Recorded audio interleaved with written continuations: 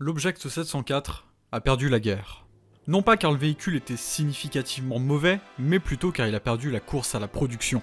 Ce canon automoteur est peut-être l'exemple le plus représentatif de tous les projets qui ont été arrêtés par la fin de la guerre, rendant de nombreux véhicules pleins de potentiel obsolètes. Représentant un grand pas en avant par rapport à l'ISU 152, l'Object 704 aura été contraint à passer la fin de ses jours dans un musée.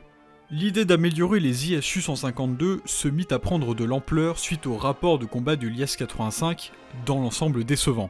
Le problème principal de l'ISU était surtout son blindage. S'il pouvait résister au PAC 40 à des distances moyennes, le véhicule restait tout de même moins blindé que le véhicule sur lequel il était basé, le rendant vulnérable aux plus gros canons allemands. Pourtant, les projets de modernisation de l'ISU n'étaient pas des plus communs au début de l'année 44. On peut noter quelques esquisses produites par des ingénieurs comme Chachmourine, mais les bureaux de conception ne se penchèrent vraiment sur le sujet qu'à partir de l'été, voire de l'automne.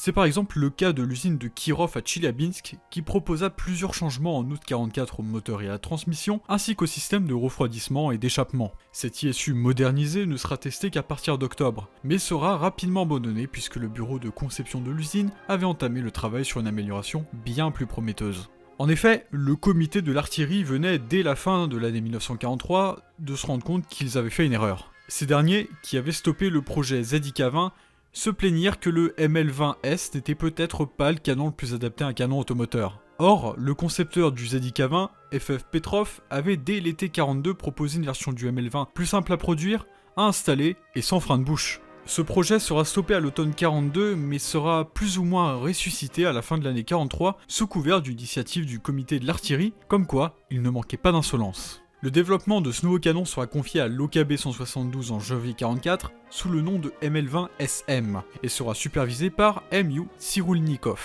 Les plans du ML20SM seront prêts le 1er mars 1944 et le prototype sera construit une dizaine de jours plus tard. Les quelques essais effectués révélèrent néanmoins de grosses lacunes sur le canon, les premiers essais devant être arrêtés après 33 tirs. Évidemment, le canon sera retravaillé en avril et il passa cette fois-ci les tests sans problème, avec une cadence de tir d'environ 3 coups par minute.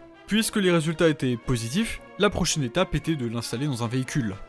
Bon, je vais vous épargner tous les noms, mais imaginez que toutes les institutions soviétiques liées à l'artillerie se tapent dessus pour savoir qui aura le canon. Vous aurez compris la situation de l'automne 1944. Au final, ce sera l'usine de Kirov à Tcheliabinsk qui recevit le canon en octobre, mais ils se rendirent compte que le canon n'était pas fini. Le comité de l'artillerie réprimanda gentiment l'usine 172 en décembre et lui indiqua qu'il fallait de façon urgente terminer le canon, puis envoyer des ingénieurs à l'usine de Kirov, mais là encore, ces derniers n'arrivèrent qu'en février 1945. Autant dire qu'à cette époque, les projets de modernisation de l'ISU avaient été plus ou moins abandonnés en faveur d'autres projets comme l'Object 701A qui faisait partie des projets de modernisation de l'IS-2. Renommé Object 703, ce véhicule prendra aussi le nom d'IS-3 et sera connu dans l'usine sous le nom de Kirovets 1. Si vous avez regardé ma vidéo sur l'IS, alors vous le savez, le Kirovets donnera sa tourelle à ce qui deviendra l'IS-3 qu'on connaît tous. Comme avec le châssis IS-85, le châssis du Kirovets 1 servit de base à un projet de canon automoteur, supervisé par la même personne que l'ISU 152, LS Troyanov. Ce véhicule recevit la désignation Kirovets 2 et sera aussi connu sous le nom d'Object 704. Après la guerre, un petit sobriquet officieux lui sera attribué, l'ISU 152 modèle 1945. Les premières mentions du Kirovets 2 apparurent en février 1945.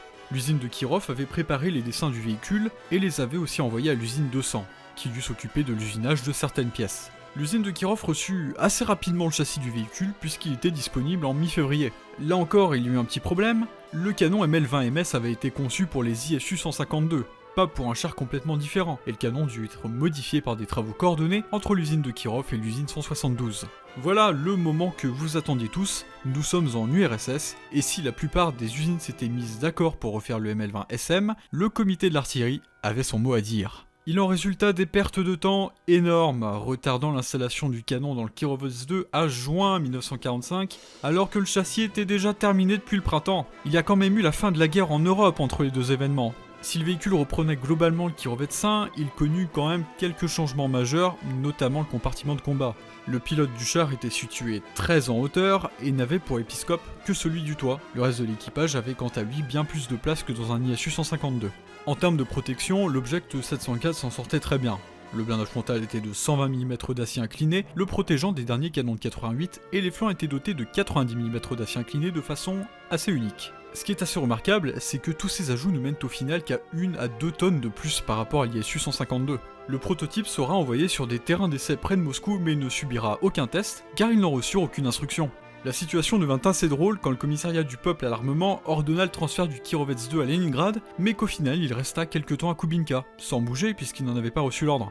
Finalement, le char sera tout de même envoyé à Leningrad pour effectuer des tests en août, mais rien, ni d'essai en août, ni en septembre. Pourquoi me direz-vous? Eh bien, les représentants de l'usine 172 ne se sont pas rendus sur le terrain d'essai. Fin septembre, des représentants arrivent enfin. Ils partent quelques jours plus tard, laissant derrière eux un ingénieur qui n'a pas l'autorité pour autoriser des essais. Bon, on rigole, mais des essais seront quand même tenus entre fin septembre et novembre 1945 avec des résultats très encourageants. Le canon marchait bien. L'absence de frein de bouche était un vrai plus, mais un tir a quand même réussi à détruire une lampe du char. D'un point de vue ergonomique, les soviétiques adoraient tout simplement la position du pilote, qui était assez pratique et facile à atteindre. Ce n'était pas la même histoire pour les chargeurs, dont seulement la moitié du râtelier, donc 10 obus, était assez facile à charger. Une commission proposa même d'abandonner les flancs inclinés pour faciliter la tâche des chargeurs. En conclusion de cette épopée, le véhicule avait eu une chance de prouver sa valeur au début de l'année 45, mais les nombreux retards menèrent les soviétiques à se poser une question très simple. Pourquoi ferions-nous un canon automoteur sur châssis d'IS-3 quand l'IS-4 est quasiment terminé? C'est à partir de ce moment que les ingénieurs soviétiques se mirent vraiment à anticiper les modèles suivants de véhicules, menant plus ou moins à l'abandon des canons automoteurs de ce genre. Leur dernière expérience se fera sur l'Object 268, qui a ironiquement connu le même sort que le Kirovets 2, tué par les retards.